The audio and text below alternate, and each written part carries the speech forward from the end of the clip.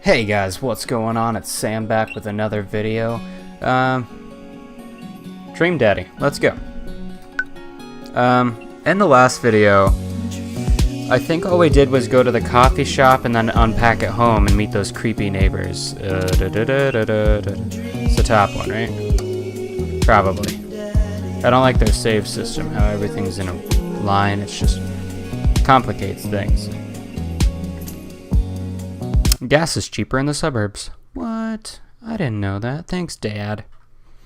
But I'm Dad. Wow, I guess I really didn't think this plan through. Excuse me.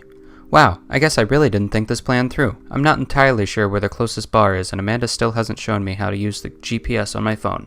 So I'm just going to pick a direction and walk in it. Let's go this way. Cool, okay, we're marching. We're marching in the direction of the game. Any game, really? In the distance. Could it be... A big, burned-out neon sign hangs above tiny dive bar. Jim and Kim's, huh? Alright, it'll do. The bar is small and dimly lit. The crack of pool balls sounds in the back as patrons laugh and joke. A string of multicolored Christmas lights hover above the bartender. I can't tell if he's Jim or Kim. I pull up a seat at the bar. What'll it be? One beer, please. Sure thing, boss. The bartender slides me an ice-cold beer. I take a sip and enjoy the refreshing taste. Say, are you Jim or Kim? I'm Neil. Oh. I awkwardly turn my attention to the game, which is playing on one of the TVs on the wall. As luck would have it, my team of preference is not only playing, but is currently in the lead, which is always a good thing. The brightly colored mascot, which is some kind of animal, does cartwheels. I silently cheer on my favored team, hoping that I don't get into any confrontational arguments with a fan of the opposing team. Several people in this bar are wearing the distinctive colors of the team I dislike, although I believe from their demeanor that, like me, the passion for their team is all in good fun. Hey. A middle-aged woman holding a nearly empty wine glass slides up to the bar and sits uncomfortably close to me. Hey, sailor. Oh, hello. Ah. Good to see fresh meat in here. I'm Mary. Come here often? Oh no, I actually just moved to this part of town today. I'm Samley, by the way. Are you watching the game? Yeah, my preferred team is in the lead. If they keep this up, they'll win the game with ease. Oh, I love that team, and also I love that game. I love someone who knows their way around balls. I'm getting the impression that she's a little drunk. Buy a gal a drink?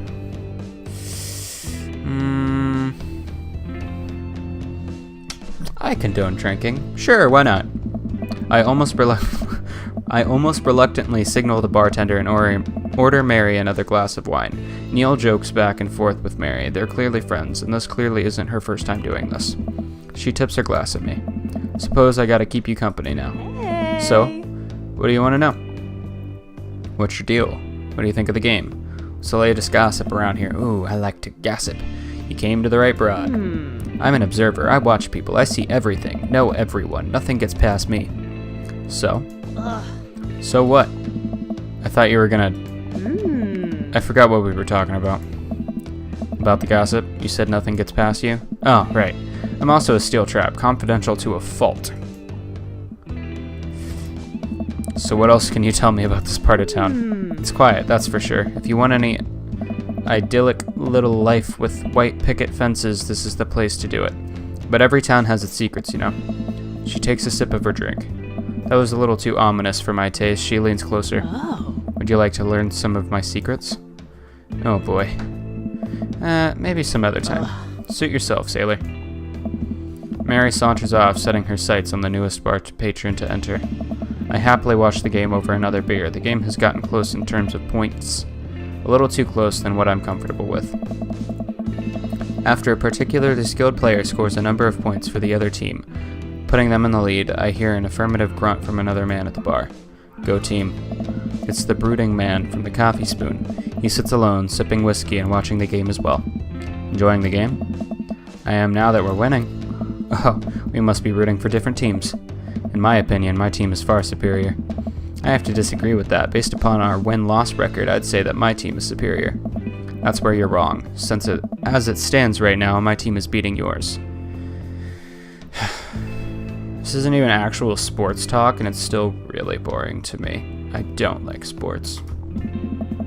The conversation ends there, and we both go back to silently rooting for our respective teams. The game is close, with both sides playing their hardest to win. But in the end, my team prevails. Quiet cheers ripple throughout the bar. I raise a respectful glass at the man drinking whiskey. He raises his in response. An unspoken truce is formed between us based on mutual love for the game. He mentions to the bartender, who pours 2 glasses of whiskey. The man slides one over to me. The name's Robert. Thanks, I'm Samley. You must be new here. Mary already hit on you? Yeah. Robert chuckles. She's a peach. Well, you picked the best bar in town. As slimy as it is, you'll never find a better spot than Jim and Kim's. Is there actually a Jim or Kim that runs this place? No, that'd be Neil. Neil waves from across the bar. Good guy, Neil. Not enough Neils in this world. Oh, okay. You a whiskey fella or a beer fella? Beer, but I'll drink most things. You like shots? Ooh, shots fired. I don't like them. I don't love them, nor do I dislike them. So let's just... I like shots. Thank you. Robert nods to Neil, who serves up 2 shots of whiskey. He hands one to me. Here's to your health. We take the shots. The whiskey burns going down, but I try my hardest to look tough. Wait, I think this is what making friends is. Okay, Samley. This guy's out of my friend league, but I think if I play my cards right, we'll be pals in no time. Let's stick with the tattoo. I like your tattoo. What does it mean? It's, a reminder. Damn. I wait for him to elaborate, but it seems like he's done talking. Man, this guy is mysterious and cool. Way cooler than I am, at least. Robert signals to the bartender for another round. What are you doing here tonight?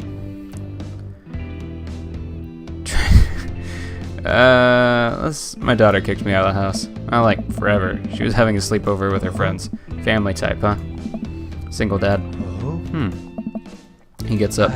Be right back. Gotta powder my nose. Never seen Robert this talkative. He must like you. Heh, I guess so. I gotta admit that Robert has a gruff charm to him. If a guy like that thinks I'm cool, then I really must be. Robert comes back from the bathroom and grabs his leather jacket. I'm gonna go home. You heading my way? I guess. Robert and I leave the bar and find ourselves walking in the same direction. I live in this cul-de-sac down the way. Does everybody live there? Me too. We just finished unpacking today. Great place to be. Good neighbors. Well, some of them.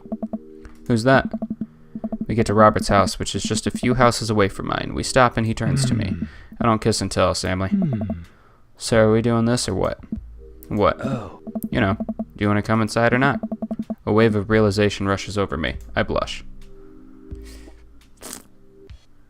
Lay it on smooth. Well, I don't see why not. That sounded smoother in my head. Let's do it. I'm hooking up. I follow him up to his door. He fumbles with his keys for a second and unlocks the door, leading me inside. The moment the door closes behind us, he pushes me up against the wall and kisses me, grabbing my hips. He's a real man. Come on. Robert takes my hand and leads me up to the stairs and into what I assume is his bedroom, but it's so dark that I can't see anything but Robert's intense expression. He kisses me again, and I can hear him shucking off his jacket. I clumsily take off mine, too. His hands roam down my chest, and suddenly he's tugging at my belt. This is getting a little, not PG, kids. We might have to cut. I don't normally do this. Do you want to stop?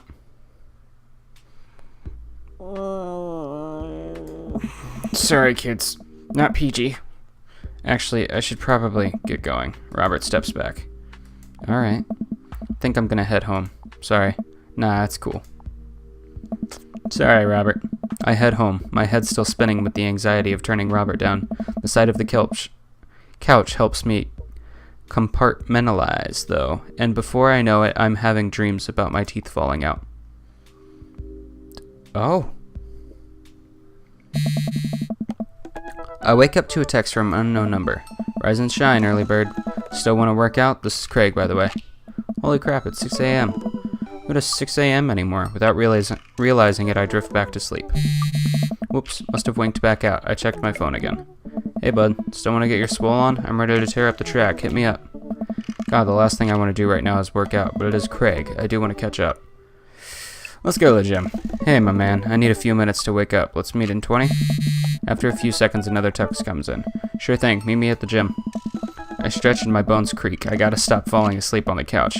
I throw off my blanket and, hey, wait, I don't remember falling asleep with a blanket.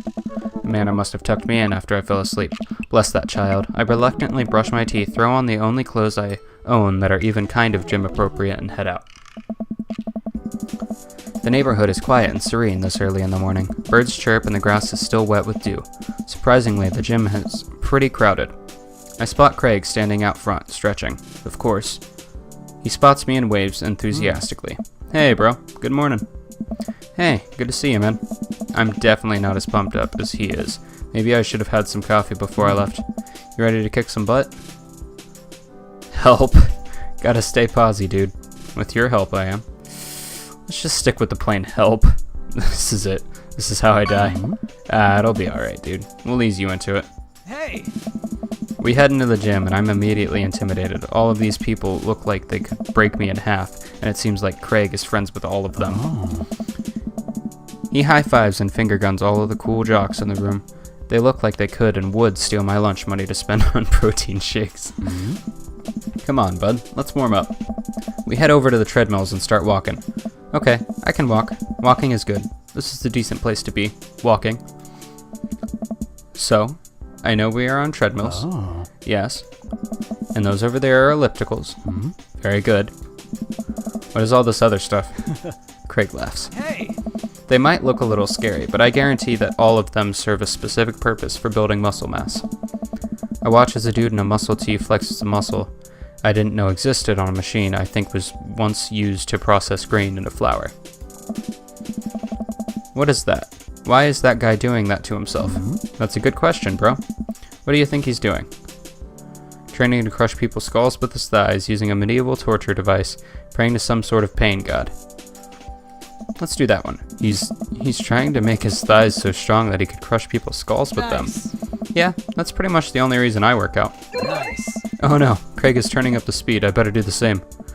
How long have you been doing the buff thing? Couple years. And what do you do when you're not dadding and working on, buffing? Oh, I coach my twin softball team. It still counts as both dadding and buffing. I keep busy. What do you do for fun? I try to live my life as close to a Jimmy Buffett song as possible. I check out my hot bod. I love learning. I try to educate myself about the world around me. I'm like a sponge for knowledge, soaking up all that intellectual content, you know? History, the paranormal, wilderness survival, aliens, mostly those things. So you watch the History Channel too, huh? Yeah. We're jogging now. Oh god, we're jogging now. I look over to Craig, who hasn't even broken a sweat. How is he doing this so effortlessly? I'm dying. I can feel my life force draining through every orifice of my body. Hey, remember when my fish died in college? No? I don't like this story. Oh my god, is he really bumping up the speed again? Guess I better do it too. Oh, this is fast. This is very fast. And we were at that party, and you vowed to make me feel better. You tell me to create a distraction, so of course I do a sick keg stand and get everyone cheering. And then I try to steal a fish from a fish tank at the party with my bare hands like an idiot. And then you drop the fish and it's flopping around and you panic, so you run up to me post-keg stand with a dying, dirty fish in your hands that you scooped off the ground, and you're yelling at me that we have to leave. So we're running out of a frat party with a fish and trying to give it mouth-to-mouth resuscitation. And we get him home and get him into a bowl of water, but the prognosis was grim. And the next day, he's alive and well. Hey! They never did catch the great fish thieves of Grand Ridge U, and they never will. Oh, I'm huffing because I'm sweaty and dying. I shoot off the end of the treadmill and crash into the wall. Jesus, that hurts. Dude, bro, are you okay? Craig offers me a hand and looks me over for injuries. I'm fantastic. I managed to stand up and rub my back. Doesn't hurt now, but I'm sure it will later. Oh, man. You don't have to push yourself like that. Always know your limits. Well, I think I might call our gym adventure here. You sure? Yeah. Oh. Alright, well, here, I brought you this. Craig hands me a shaker bottle full of a thick green liquid. I stare at it with what must be apparent distaste. It's a protein shake, bro. Oh, thank you. He wants me to drink it. Oh boy, here goes. I take a small sip. It's actually delicious. Wow, this is really good. And good for you. It's my special recipe. I'm pretty proud of it. Let me know if you ever want to work out again. Maybe we can try running around the neighborhood if treadmills aren't your speed. No spun intended. Oh, no pun intended. Spun. Good one. Well, I'm gonna go put some ice on this. Everything. I'll see you around. I leave the gym feeling shamed. Craig used to order delivery from the pizza place across the street from our dorm, and now he can run circles around me. Literally. Man, I really gotta work on this dad bod. I get home and lie down on the couch. It hurts to move. Oh god, I'm so old. Oh no, I must have fallen asleep. What time is it? Shoot, it's 3:55. I'm supposed to be at Amanda's school in 5 minutes. I frantically put on some clean clothes, apply a generous amount of deodorant, and run out the door.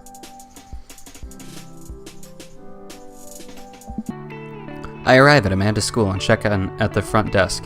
They give me a bright orange visitor sticker and send me on my way. I'm barely awake and feeling pretty haggard, but hopefully nobody will notice. I check my watch and I'm relieved to see that I'm only 2 minutes late. Wait, was it room 103 or 108? I spot a youth standing at his locker and approach him for help. Excuse me, do you know where Mr. Vega's classroom is? The youth turns around and looks me up and down with heavily lined eyes. Come on, kid, I'm late for a meeting. Mr. who? Mr. Vega? I don't know. Have you tried the exit? Okay, wise guy, are you gonna help me or not? Fine. Up those stairs and to the left, can't miss him. I head up the stairs and walk around, unable to find Mr. Vega's class anywhere. After a couple minutes of searching, I head back downstairs. That punk youth sent me on a wild goose chase. I get back to where that low-rank Gerard Way is standing, fully ready to give him a piece of my mind when suddenly a head pops out of the classroom next to his locker. Lucian, don't you have a third period to get to? Sigh. Fine, Mr. Vega. Wow. Now I'm officially 10 minutes late. I glare at him as he walks away. We're not cool. You must be Samley. This period's almost over. Would you mind waiting in the back? Mr. Vega leads me in and I take a seat in one of the comically small student desks in the back. I might get stuck in this. Alright, where were we? Now who can tell me about the unreliability of the narrator in J.D. Salinger's Catcher in the Rye? Yes, Colin. Colin stands up and does the thing where he blows into the crook of his elbow to make a fart noise. The whole class erupts in laughter. Alright. Everybody, very funny, Colin. Please sit down. Now, Holden Caulfield is an unreliable narrator in the sense that the bell for the end of the period rings. All of the students immediately get up and make a break for the door. Remember to do the reading and answer the response questions on page 194 in your textbook. Nobody's listening. Or not, I guess. Mr. Vega turns to me and sighs. Middle schoolers, right? Don't you teach high schoolers? Both, you know, budget cuts. Right. Thanks so much for coming in. No problem, Mr. Vega. Please call me Hugo. I don't normally do these impromptu parent-teacher meetings, but as I'm sure you know, Amanda's a very bright student, and I'm concerned about her recent behavior. What's going on? Amanda has never been the most engaged student, but I know she cares recently, though she's been falling behind. She's not completing assignments and has been doing rather poorly on tests. I normally chalk this up to senioritis, but this is strange. I thought Amanda always shared everything with me. It hadn't even crossed my mind that something might be wrong. I just wanted to ask, is everything okay at home? We just moved. Well, we just moved recently, but it was only to the other side of town, and Amanda was more excited about it than I was. See if you can talk to her about it. I know she values you a great deal and would appreciate your guidance. If she keeps heading down this road, I know how important art school is to her, and I would hate to see her miss out on scholarship money that she clearly deserves. I'll make sure to talk to Amanda. Thanks for letting me know, Hugo. Anytime. On my way out, I stop, thinking for a moment. I turn to Hugo. Hey, Hugo? Yes. They ever catch that rye? Yes. That's not fair. It gave it to me. I leave the classroom and make my way out of the school. I'm still a little bit in shock that Amanda was able to hide this so well from me. She's always been such a force for positivity in my life, especially after we lost her mother. Amanda must be done with classes for the day by now. I'm sure she would appreciate a ride home, and maybe I can talk to her about what's going on. Ugh. I think we're going to end the video here, guys. Hope you liked it, and if you want more, be sure to let me know, and I hope to keep making them. This is a fun game. Getting a little, not PG, though. Let's just try and keep it PG. I don't know if that's going to work out. But, till next time, guys. See ya.